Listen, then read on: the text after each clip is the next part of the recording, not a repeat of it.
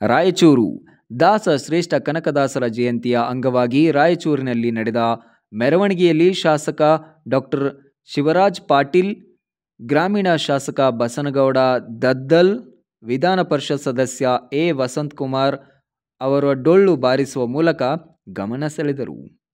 ಜಿಲ್ಲಾಡಳಿತ, ಜಿಲ್ಲಾ ಪಂಚಾಯತ್, ಕನ್ನಡ ಮತ್ತು ಸಂಸ್ಕೃತಿ ಇಲಾಖೆ ಹಾಗೂ ಜಿಲ್ಲಾ ಕುರುಬ ಸಮಾಜದ ವತಿಯಿಂದ ಆಯೋಜಿಸಿದ್ದ ಕಲಾ ತಂಡಗಳ ಮೆರವಣಿಗೆಗೆ ಚಾಲನೆ ನೀಡಲಾಯಿತು.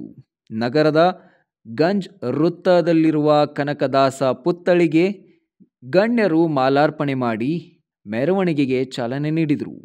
ಬಳಿಕ ಗಂಜ್ ರಸ್ತೆಯಿಂದ ವೇದಿಕೆ ಕಾರ್ಯಕ್ರಮಕ್ಕೆ ಆಯೋಜಿಸಿದ್ದ ಪಂಡಿತ್ ಸಿದ್ದರಾಮ್ ಜಂಬಲ್ ದಿನ್ನಿ ರಂಗಮಂದಿರದ ವರೆಗೆ ಮೆರವಣಿಗೆ ನಡೆಸಿತು. ಜಿಲ್ಲಾ ಮಟ್ಟದ ಅಧಿಕಾರಿಗಳು, ಸಮಾಜದ ಮುಖಂಡರು, ರಾಜಕೀಯ ನಾಯಕರು ಪಾಲ್ಗೊಂಡಿದ್ದರು.